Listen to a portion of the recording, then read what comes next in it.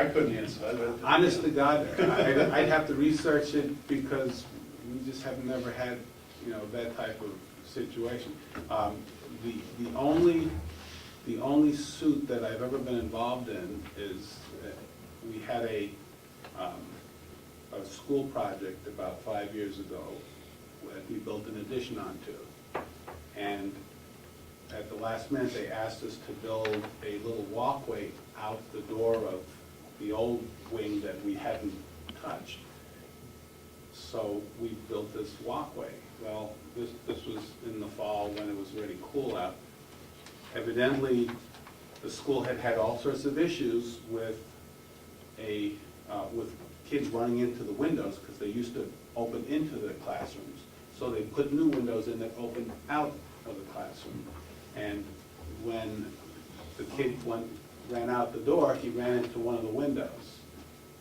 So, you know. Nothing, we didn't put the windows in, we didn't touch the existing building, but because our new walkway ran in front of those windows that the school replaced, we're dragged into a lawsuit along with the paving company, the site guy, the architect, the engineer. So when lawyers get a hold of that, as we all know, get a hold of it, they ramble everybody in. So to really answer that question, we can't answer that question until we know more. We didn't cover the school's legal expenses because the school technically was really the most responsible party because they, you know what I mean? If a wall falls down that we put up and someone gets injured, we would be responsible for that action. If I honestly would have to check with our insurance company as far as how the insurance goes as far as covering the county as well. It may well do so, but I can't tell you that. But yeah, as an owner, with the legal system works, everybody's going to have a lawyer involved, and who pays for whose lawyer, that's all gets decided by courts and obviously sue each other. So to sit here and say that we're going to pay for all legal costs, I can't say that, and neither probably could Andre. We'd have to find out more detail behind that circumstance. I don't know what happened in that particular case, but it seems strange that there was no bonding company that came in and helped pay these subs who did not get paid. That's what usually happens. Yeah. Anyway, the last question is, are you going to replace the clerk of the works, or do we hire a clerk of the works, or It's something, how can you manage the project for your own financial gain and yet be the watchdog for Carroll County? Well, we very, very, very rarely ever have a clerk of the works on a construction management project because that's what you are hiring us to do and our reputation is based on the fact that we are supposed to be looking out for you, and if we don't do so, then our reputation suffers and we don't get more work. And we don't advertise. This is how we get our work, is from a lot of repeat business with clients. So in answer to your question, if you hire a construction manager, you typically have a level of confidence that they're looking out for the best interests of the county. The financial incentive for us is to manage the project well. You know what we're charging as far as a fee. So at the end of the project, the only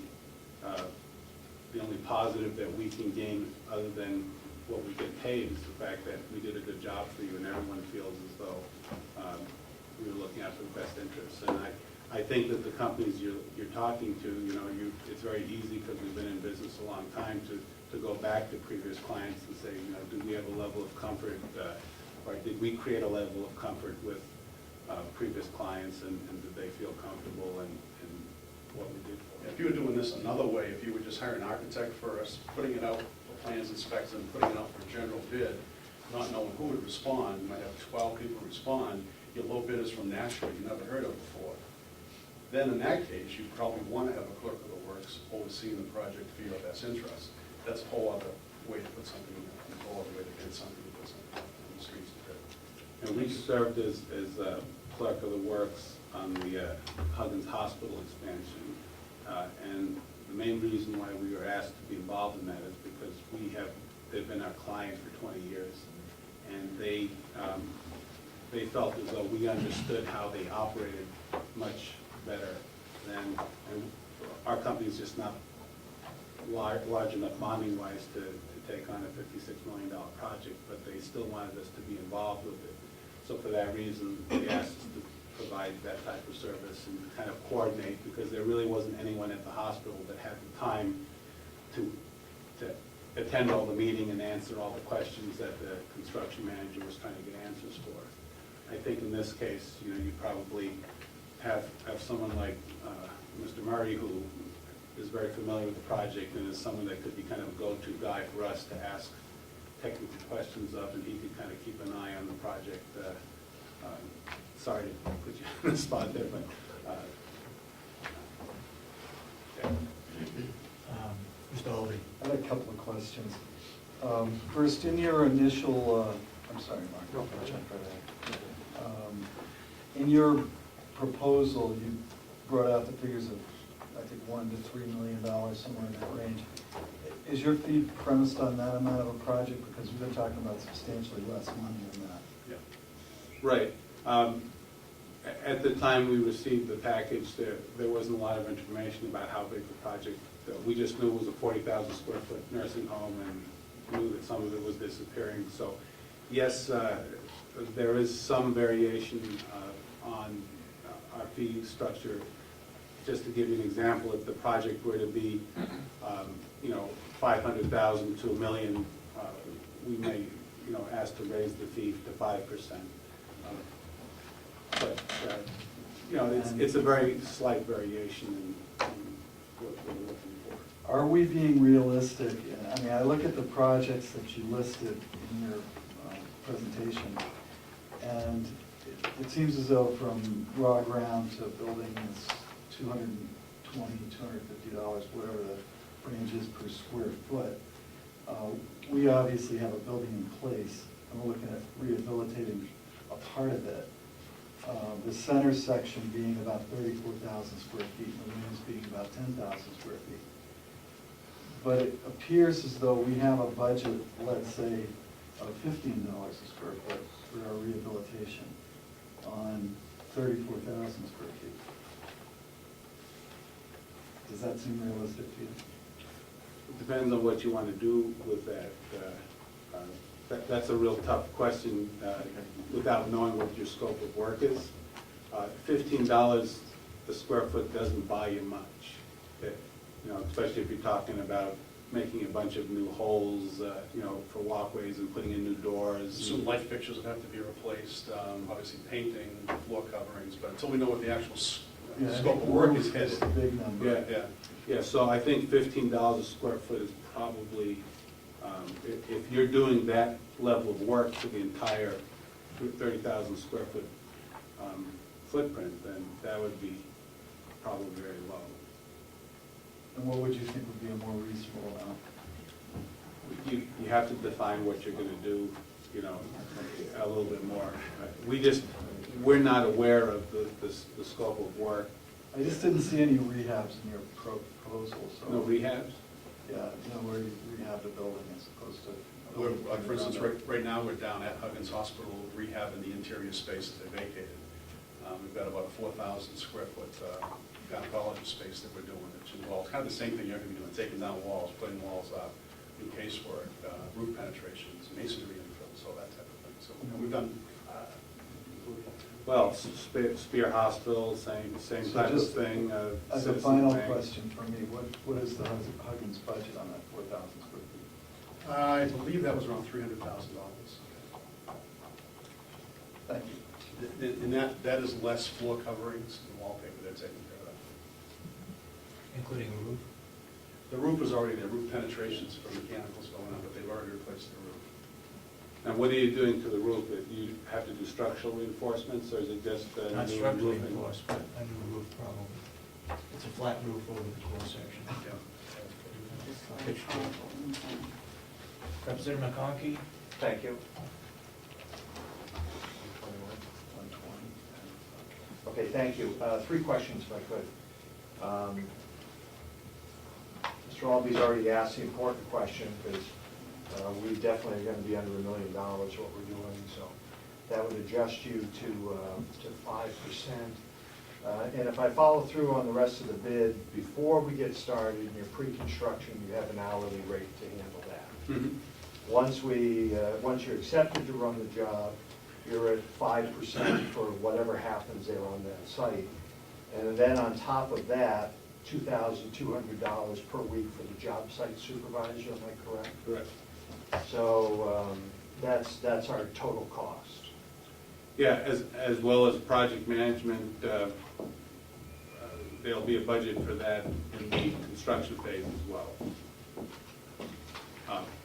Okay, but once, I know that there's We fees have- for we have- blueprints and all of that. No, but the way that's broken out is that we have given you an estimate of it, somewhere between 8,500, I believe, and 12,000 to do pre-construction. That's just on an hourly basis. And then when that's finished and you have a construction budget, then what we would charge you for is the superintendent on the site, project management time in the office, which is, again, billed at an hourly rate, and the 5% fee and all of the construction, subcontracts and material purchases.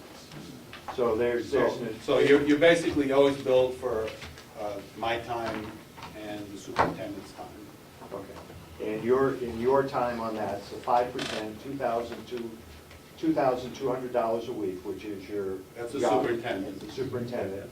And there's one other, your fee for your Yeah. being there? Mine is an hourly rate as well. The Yeah. 2,200 is the weekly salary of the superintendent with, his pickup truck and mileage. I understand that, but you're an additional fee on top of Correct. that. And your fee rate is what? I believe it's $55 an hour. And that would be, as Andre mentioned earlier, if we have a weekly job meeting, that would be coming to the weekly job meeting, taking notes, going back, distributing those notes, change orders, scheduling, whatever that's what the project manager would do. And that's To give you kind of an idea, it seems to average somewhere around 6 to 8 hours a week is what a project manager spends on, it's a lot more in the beginning and less, maybe only 4 or 6 hours during the middle part of the project. Okay. You built a nice facility in Tamworth, the Tamworth Family Medical Building. Similar size to what the request is from the co-op. They were looking for a standalone building in the beginning, somewhere in the neighborhood of 3,000 square feet. This is 2,800 square feet.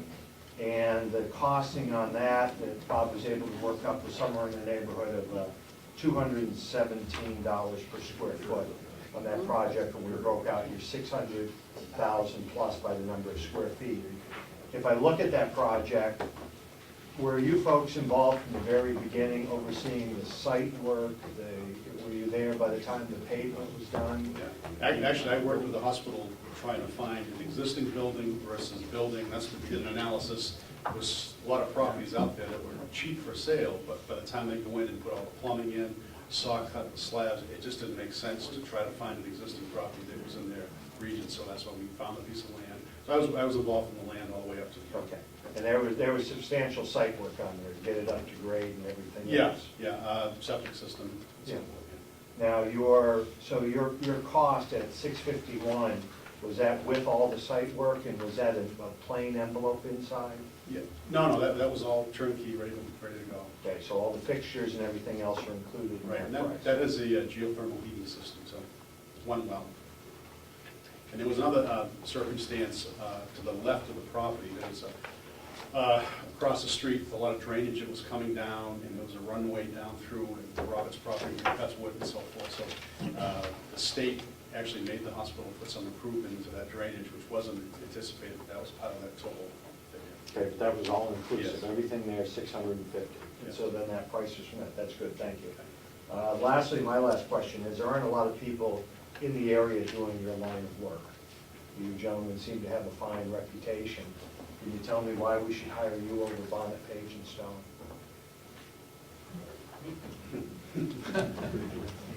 Well, Bonnet, Page and Stone is a great company and a good competitor, and we always promote ourselves as being a pure construction manager, so that you're guaranteed that there's no